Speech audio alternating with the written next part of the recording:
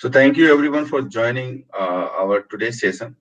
This session is related to the whatever integration we have done, how to secure that integration. Okay. So this will be our 20 seconds session. Okay. For Salesforce integration architecture certification preparation. Okay. So before starting, let me introduce myself. I'm Daniklas Ani, I'm technical architect in Content Business Solution. I'm certified application architect. And if you want to connect me, you can use my Twitter handle, Dhanik Sani. Hi. What happened? Nothing, sir. Nothing. Okay. So, and if you, I also run a blog, salesforcecodex.com. So if you want to see any integration architecture and basically lightning related blog, okay, post, you can see it. Okay. And if you have a query, we can also connect. Okay. And I can help you there. Today, today topic is actually exam, guys. 28%. Whatever important points we have, that is one of the again important point where all the integration things, all the integration concept will be actually we have to secure them. So how we'll do that? That we will see in this session. So what is the agenda? So we'll see what is the Salesforce integration security. Okay, what is actually why we will think that okay security is required. What are the API security we have? It's REST or SOAP API security. How we can actually secure inbound integration and how we can secure outbound integration. So Salesforce integration security. So why integration will be done? We already know actually we want to connect two system, okay, and for connecting or sharing two system data, we do normally do this integration. Now, when we do the integration, there you have to secure that integration. Otherwise, there could be a problem. Let's take example wherever org you are connected, whatever API you are connected, there could be a problem with that org, and it can hamper your org data as well. So you should secure your org that okay, whatever they should do, whatever functionality they should do in that particular integration, they should only able to do that. Apart from that, they should not able to do extra functionality, extra thing in our system. Okay, so for that we have to secure our org. Okay, so integration security is the protection of the integrity of APIs. Basically, whatever which we own or whatever API which we are consuming, in both way we should secure our integration. Broken, exposed, or hacked APIs are very prone to the major data breaches. Let's example what are the broken or exposed. So take example you have an API integration. So based on that API integration, if have somebody have used consumed that security token or the period token or access token they have got, they can utilize to delete your record. They can utilize that particular token for other activity as well. So that should not be done. Okay. So for that, actually, we have to secure our org. Unsecure API can expose sensitive medical, financial, and personal data loss for the for your company, and all those data can be exposed to the public consumption as well. Okay, those data can be utilized in the public domain, and it will create a problem for your org. For those purpose, we have to actually secure our Salesforce integration. Now, in REST and SOAP, whatever the security concept we have, whatever the feature we have provided by the Salesforce, let's see those. So in REST API normally works over the HTTP. Okay, because and if you want to secure that connection, so you want to secure that API integration, then we should use transport level security and with the REST API. TLS, which basically transport level security, is internet connection private and checks that the data sent between two systems are intact basically. Like today, the two systems are connected. One has requested, one has received. So whatever request which we have sent and whatever receiver has received, in between, whatever problem, whatever system maybe the third party, other person who actually may can hamper your data. So if something has been done wrong in that particular data request, the second, in that case, TLS case, the system will know, okay, somebody has hampered the data, so don't use that. Basically, TLS will help you that, okay, the interaction between two systems will be, there will no problem, there will no problem between the data interaction. All those requests and response will be secure from the requester side till the receiver will receive that. In between, whatever the transport level is there, like from 1 hour to 2 second hour, the transportation of the data is being done. In this data duration, there should be no problem, and that TLS will support you in that case. How to secure that? Hacker trying to expose your credit card information from a shopping website can neither read our data or modify. So if we enable a TLS security, so in that case, any hacker, if you want to steal your data, they will not able to do, because from requester to receiver, that is secured by the TLS protection. So if we are using REST API, we should use this thing. If we are going with a SOAP, so SOAP API by default has web security basically feature, because SOAP has is conjunctive. Conjunctive basically is a group of institutions. Basically, they have already provided the guideline. They have already provided the feature in the SOAP API that it has a security enable inbuilt. Okay, so by default they have these this web security protocol has rules. Okay, set of rules basically, which actually help in confidentiality and the authentication of the particular integration. So in that XML, because SOAP API are normally done with the XML, not with the JSON. In that XML, actually all those encryption, signature, and the SAML token is basically shared, and actually all the authentication and authorization is done again in the SAML or XML format itself. So there are already a web service security is already inbuilt in the SOAP API, so nothing has to worry, at least the Salesforce side. In Salesforce, whatever the direction of the integration. So we have involved integration where Salesforce expose its services. So as a Salesforce, we are creating a API, and that API will be exposed to the third-party system. Okay, so third party or other Salesforce system connect using expose service. So whatever services we have exposed, that API can be consumed by other application, maybe .NET, Java, or maybe other JavaScript, Python. There are multiple applications there. So they can consume, or our other Salesforce system can also consume it. Okay. So in that case, all security measures should be implemented. Why all security measures should be implemented? Because we are exposing our data to the third-party system. So we have to secure our data so that other system which is using, they will not able to do any activity, any harmful activity in our org. Okay. So we have to secure the environment integration very thoroughly actually. In R1 and integration, basically we are consuming other third-party system. In that case, we can secure our code properly. We can use external services. We can use named credential so that we will not use their system. Basically, when you are consuming third-party system, they will also give you some kind of authentication detail. So that detail should also not be shared with everyone. That should not be shared between the code, right? Some people actually they write code, and in the code itself they put the credentials. That is not a good way.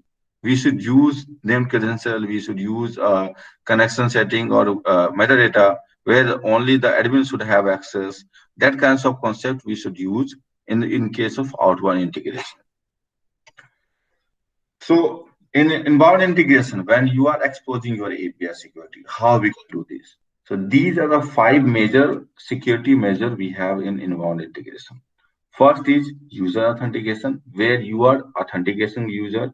Second is OAuth. You can use other basically delegated authentications providers, like we have Facebook, we have Gmail. You can utilize those providers to actually someone, so that they based on that email of Gmail, based on the Facebook ID, they can connect in our system as well. Okay, so we can utilize that one for the security. You can utilize network authentication. Okay, where you based on some IP address only you want to accept or enable that particular user to be login in your system. Then we have a session security and then layer security. We will see in the next step all these five security measures for the inbound security. So in inbound integration, basically one or more users are created for the integration client. So when somebody wants to use our Salesforce or in their system, let's take example, .NET application want to consume our Salesforce. So for that, what we need, first we have to create a connected app. And after the connected app, we have to give the connected app, say like a consumer key and secret. Apart from those details, sorry, apart from consumer key and secret, we have to share the user credential. Okay, so user credential we also have to share, and that user credential can be single or we can share the multiple user connection based on the user's credibility, based on the user's requirement. Okay, so we have to share the user. So when the third party system will use these credentials, they have to use password for the security token. If you want to use code, like in .NET application, if you want to use that thing, you have to use password for the security token, whatever we have shared. And this security token is normally changed. Whenever you are changing the password, that token will be changed. So in that case, if you're changing the password, you have to share that password to the third party system. Otherwise, they will not able to connect our system. So this is one of the requirement for whenever you are changing password, you have to change the basically share the change security token with the third party system. So that's why normally we will create a separate user and we share that user credential to them, so that that user is not using only for the integration, not for other purposes. Then we have multi-factor authentication. Multi-factor authentication we can utilize, like we can utilize the email to be validated first, then or we can use mobile to be integrated first. Okay, so apart from the user and password, additional channel we want to give so that they can verify, they can secure your record. So let's take example. So whenever you are logging into your Salesforce or with a different browser, different devices, they will ask for the additional level of security question, which normally you can see they will ask for OTP whenever we log in our Salesforce system. So this is the second factor of authentication, or we can utilize multi-factor authentication also. Means more than two authentications option we are giving to the user. So that will call as a multi-factor authentication. And in that case, actually time-based token we can apply, like after 10 seconds, after 10 minutes, that token will expire. That kind of setting we can do in the multi-factor authentication. Then we have profile and permission set. Based on the profile, we want to give access to the our system. Okay, so let's take example. You are connected. That .NET application has connected with our system. Now they can do anything in our system, but you have to restrict. Okay, this application can only use our contact object. Apart from that contact object, they should not able to access other object. For that, what you have to do in that permission set, you have to give a read only for the account object. For other object, you have to remove the even the all those CRUD operations. So that kind of setting we have to do in a permission set or the profile for that particular user. Sometimes we also require that particular third party system should not able to log in our system direct using UI or using browser. They should only use through the API. For that, you can enable API enable permission set. Okay, this is the permission in your permission set, so you can enable that. Okay, so in that case, they will not able to log in your system. Then we have API only user. So this API only user basically telling us this user can only be interacted using API, not with the UI. So first one API enabled is basically apart from the login, they can also use the API functionality. But in second one, API only user, they cannot log in into system using browser or system. They can only use API for the connecting our Salesforce. Third is to secure password never expire. So sometimes actually password never expire. This feature we can utilize so that they do not need to change anything in their code to give a connection or to give a security token. Okay, so this is one of the, you can say, option to secure our code or integration. So these are three steps for when we go with the user authentication for the integration. Next, we have OAuth authentication. In OAuth, provide authorization which allow access to resource and users we have. So instead of I will basically authenticate a user, I will ask somebody else to authenticate that user. So let's take example. You have a login Salesforce system, okay, or you have created a community org. In that community org, you want that, okay, whatever they have a social profile, Gmail account or the Facebook or LinkedIn profile. So based on those social profile, if you want to get the authentication done, then we can you go with the OAuth authentication. And then basically in that case, OAuth authorization basically, in that case, in this OAuth concept, we don't require a passport. Okay. The whenever we go with that concept, when we hit okay, I want to go with the Facebook, first Facebook. So when you click on Facebook, it will redirect to the Facebook login page. You have to give your credential there. After the credential is you have provided, if it is successful, then it will give you some kind of token to the Salesforce system that okay, this person is authorized from our system. Okay, so now that you can proceed with the login process, and then the system actually supports you or accept you for the uh, for Salesforce login. Then you can able to enter in your Salesforce system. So there you can use OAuth, basically authorization. OAuth is an open protocol to authorize one site user to use another site on behalf of that user. So I already told Salesforce is service provider and external application is service consumer. Okay, so it is also possible that you have a .NET web application, and that .NET application, what you want that this application will be authenticated using Salesforce system. That is also possible. Okay, in that case, the .NET application is a service consumer and authentication we are doing, so we are a service provider. So that can also be possible. And how they will will be secure based on the connected app. So we have to use connected app. You have to provide all those setting, like whatever restriction you want to go. We want to restrict with the IP thing, IP access.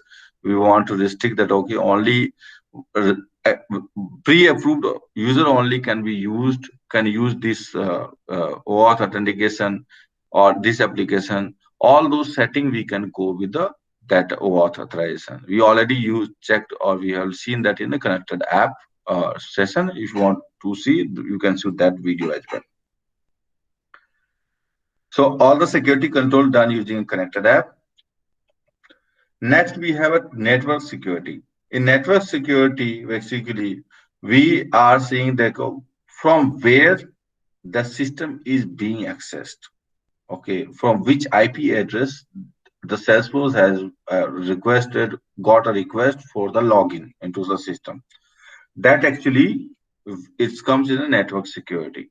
So what we can do, we can restrict login hours and IP ranges. Like okay, so right in this case, earlier most of the company they are not giving a work from home functionality because for the security reason.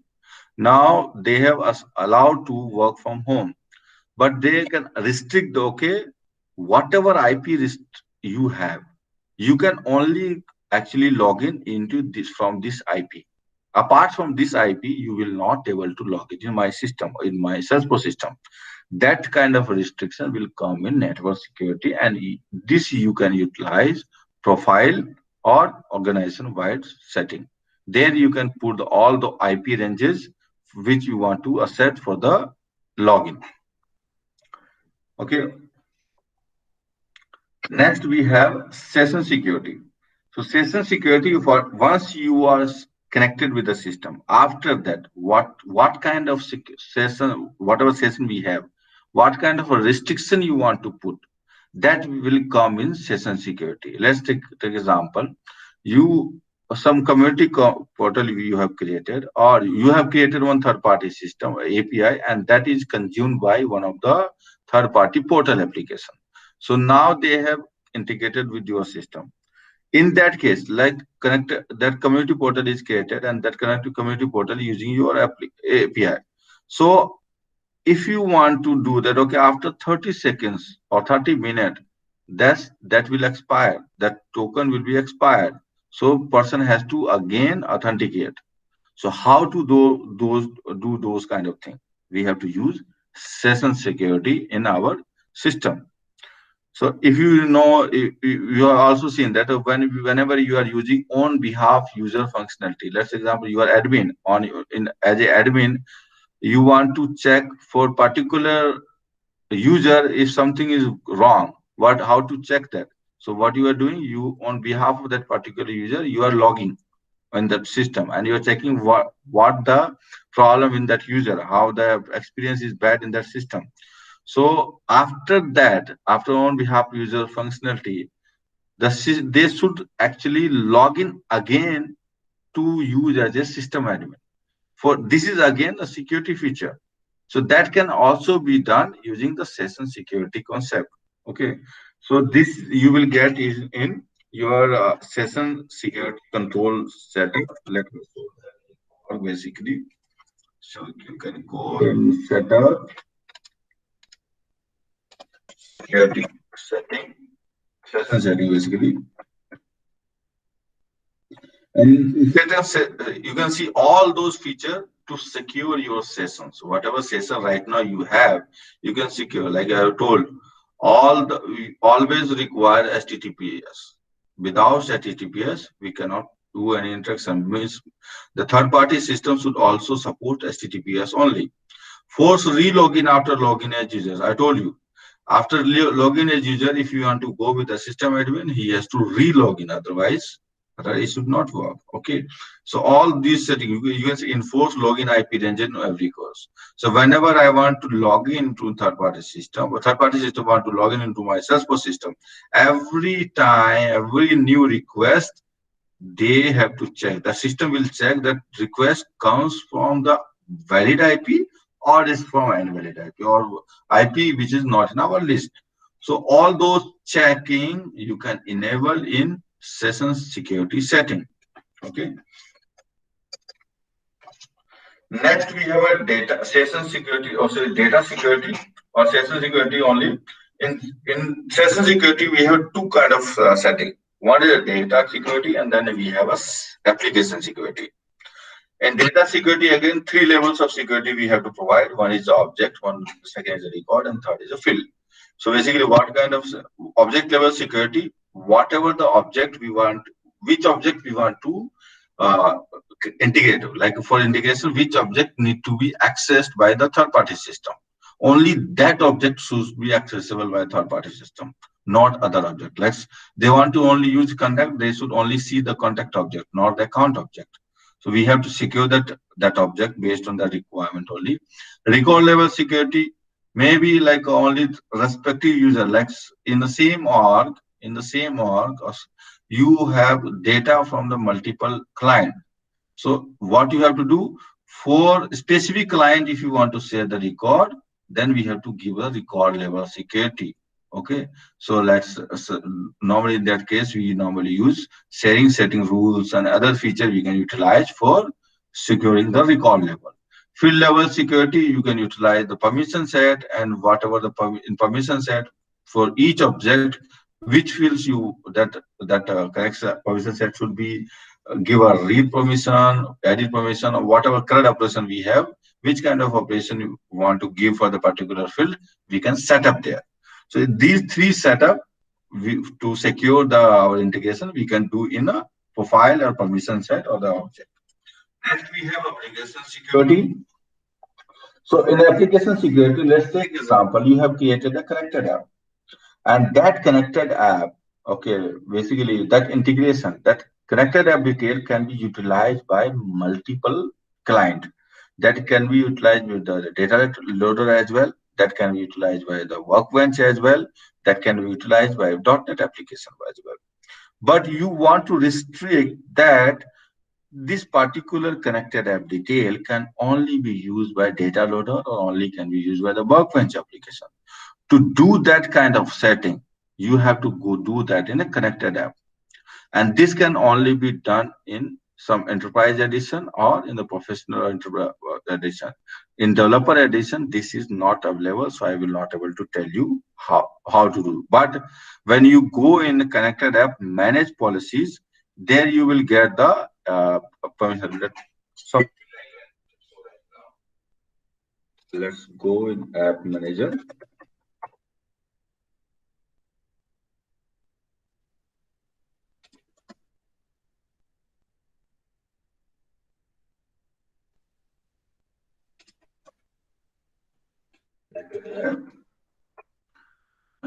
No connect app here.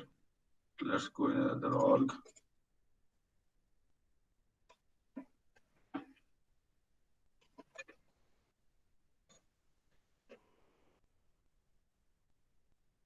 See, you can see multiple connection, the connected app we have. Let's see any of the connected app. And when you go in edit policy, so you can see we have a permitted user. So right now there's two options. All user may self-authorize or admin approved user are pre-authorized. When you have a proper addition of or, then you will get a third option as well, that admin approved user are pre-approved and particular user only will connect that with this connection connected app, so that you can restrict the application with this option.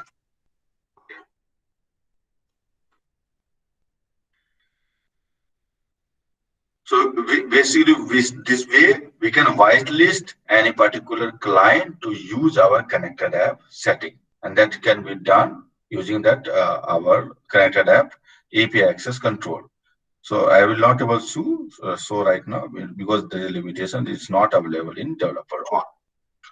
Now we have a last thing in the transfer security. In the transfer security, where we know that okay, from requester to receiver, the data is transmitting. In that way, when the data is transmitting, nobody should harm that particular data. No should will do some problem in that particular data.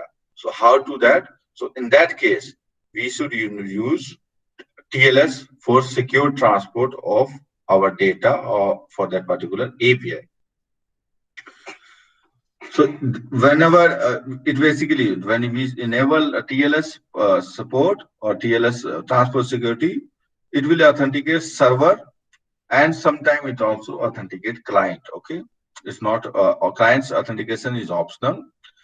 And whenever you enable transport security, it will detect the message temporary. It can easily see, okay, the data is tempered somewhere. So it can actually deny that particular tampering, or it will update the system that, okay, this message has been tampered. That kinds of setting we can do. It can encrypt the network segment end to end. So basically from requester to receiver, from start to end, it can encrypt the complete data movement. And this encryption, this TNS encryption is done using the SSL verification. And we can use CA signed certification as well for the better security. So in connected app, we can also utilize digital certificate for better security. So how you can do that? When you go in a connected app,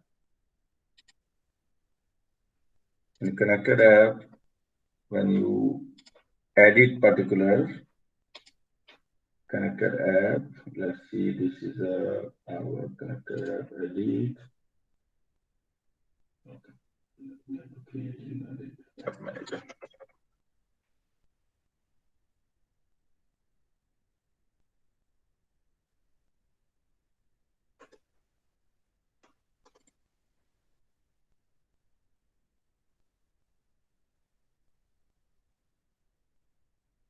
So you can see that in Here you are able to add a US digital signature as well for the better security. So we can utilize also digital signature in our connected app for the more security in our API integration. So these are the points for the inbound integration security. Next, we have outbound integration security. In outbound integration security, basically you are consuming other API in our Salesforce or so in that case, you can use TLS protection. Both client and server have identity proof using a certificate. Okay, and certificates should be signed by mutually trusted certified authority only. So basically, when you are consuming any third-party system, you should ask that whatever API you are providing, that API should have digitally signed by someone. Okay, and or then only we will accept your integration. So this is the first thing. Second thing, you in Salesforce we have beautiful feature remote site setting. So whatever setting API you are consuming, that should be added in our remote site setting, and internally system our Salesforce system will take care of the secure transmission of the data between two systems. Okay. So this is for our this all concept related to security of the API integration in our Salesforce with the third party or the third party consumption in our Salesforce system. So if you have a question related to this, you can ask.